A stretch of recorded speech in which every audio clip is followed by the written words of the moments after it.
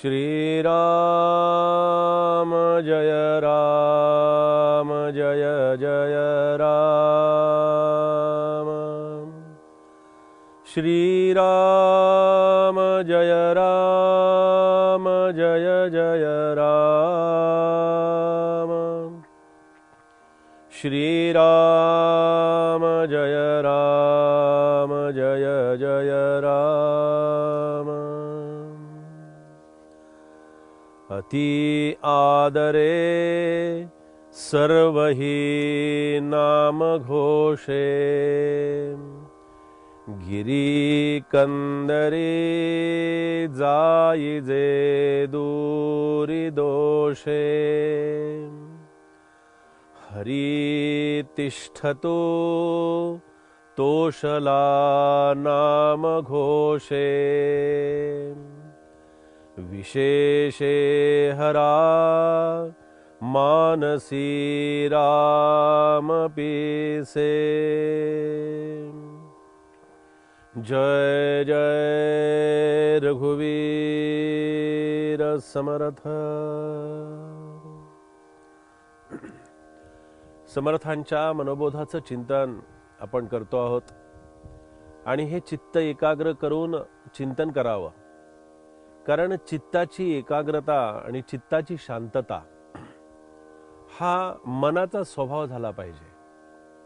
मनाच्या स्वभावानुसार जर सगळ्या घटना घडू शकतात, मनाचं सामर्थ्यच तेवढं आहे आणि मन हे करू शकतं। मनाशिवाय अन्य कोणताही या शरीरातला, या मानवी देहातला घटक असा नाही की जो हे करू शकेल। तसं असतं तर मनाला आणखीनही कुणाचं सहकार्य किंवा आणखीनही कुणाची तरी त्याला सहाय्य कुणाचं तरी घेतलं गेलं असतं, की असं म्हटलं असतं की मनाला बुद्धीचं सहकार्य हवं आहे। कसं असतं पहा, की एखादा मनानं विषय स्वीकारला, मन त्याचं चिंतन करतं आणि चिंतन करणं एवढाच त्याचा विषय आहे। ते अखंड सतत चिंतन करत राहणं हा त्याचा स्वभाव असल्यामुळे ते या दृष्टीनं खूप चांगलं आहे, कारण कोणताही विषय चिंतनाशिवाय चित्ताकडे जाऊ शकत नाही। आता चित्त कसं असतं, मन आणि चिंतन, चित्त याच्यामध्ये फार अंतर नाही आहे। मन आणि चित्त अगदी जवळ आहे, पण जेव्हा मनाचा विषय चित्ताकडे जातो, मन काय करतं की हा विषय चित्ताकडे पाठवण्यासाठी, बुद्धीकडे पाठवण्यासाठी आधी त्याचं चिंतन करतं आणि ते चिंतन करत असताना त्या चिंतनातून, संकल्प विकल्पातून ते चित्ताकडे विषय गेल्यानंतर चित्तही त्याचं चिंतन करतं आणि मग तो विषय जातो कुठे? तो विषय जातो बुद्धीकडे। कारण जोपर्यंत तो विषय बुद्धीपर्यंत जात नाही तोपर्यंत ती बुद्धी निर्णयात्मक अशा प्रकारचा विषय करत नाही। बुद्धी निर्णय घेते की आता हा विषय पुढे न्यायचा की नाही, हा विषय निश्चित करायचा की नाही, आणि तो निश्चय, ते चिंतन हे सगळं करण्यासाठी समर्थांनी मनाची व्यवस्था केली, मनाचं सहाय्य घेतलं आणि मनाच्या सहकार्यातून समर्थांनी या सुंदर अशा श्लोकातून प्रभातीच्या मनी चिंतन काय करावं, कशा प्रकारचं चिंतन करावं।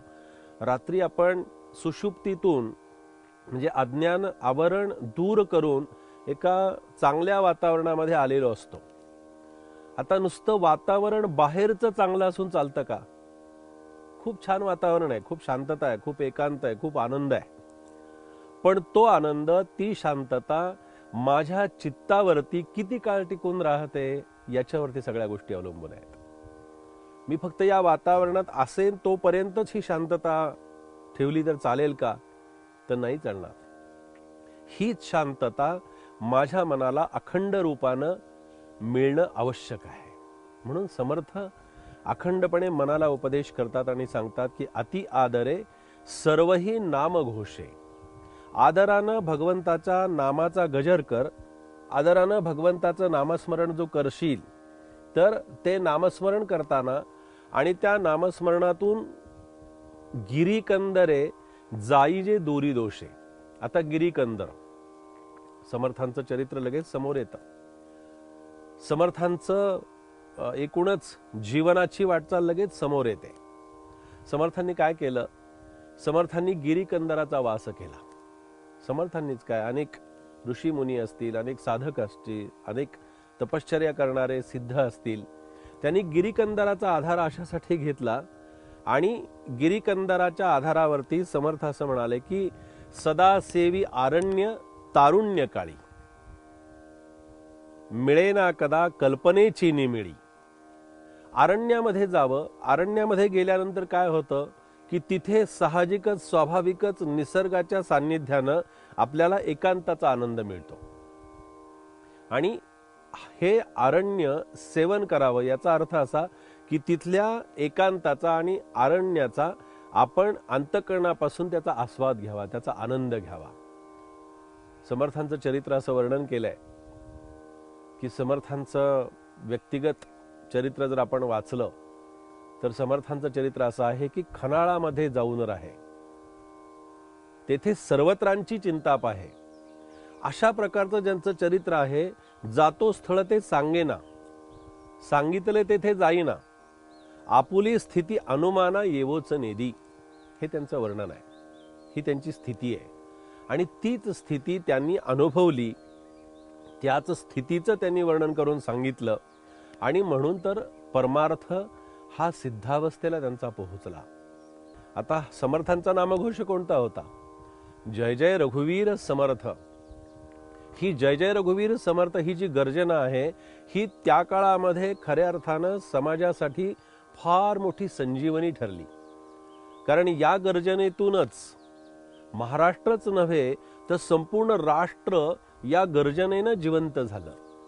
जिवंत झालं याचा अर्थ की त्या राष्ट्रामध्ये चेतना आहे, त्या राष्ट्रामध्ये राष्ट्रभक्ती आहे आणि त्या राष्ट्रावरती आपण प्रेम करावं अशा प्रकारची सुंदर भावना या समर्थांच्या गर्जनेतून माणसाच्या मनामनामध्ये निर्माण झाली.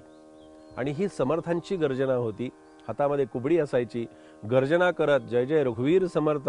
आता आपण समर्थांसाठी ही गर्जना करतो, पण समर्थ कोणासाठी करत असतील तर समर्थ ही गर्जना प्रभू रामचंद्रांच्यासाठी करतायत, त्यांच्या आराध्य देवतेसाठी करतायत, त्यांच्या उपास्य देवतेसाठी करतायत. कारण समर्थ म्हणतात हे खऱ्या अर्थानं माझे प्रभू रामचंद्र हे सर्वार्थानं समर्थ आहेत आणि तेच प्रभू रामचंद्रांचं सामर्थ्य आज समर्थांच्या मध्ये हे आपल्याला पाहायला मिळतं. म्हणून आपण तोच जय जयकार समर्थांच्यासाठीही करत असतो. म्हणून समर्थांनी असं म्हटलं की असं नामघोष जयघोष हा अखंडपणानं करावा आणि विशेषे हरा मानसी राम पिसे. रामासाठी पिसे म्हणजे वेड व्हावं, रामाच्या पाठीशी, रामाच्या सतत त्याच्या ध्यानाशी, त्याच्या रूपाशी एकरूप व्हावं.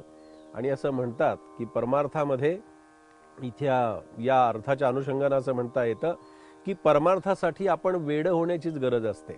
म्हणजे काय?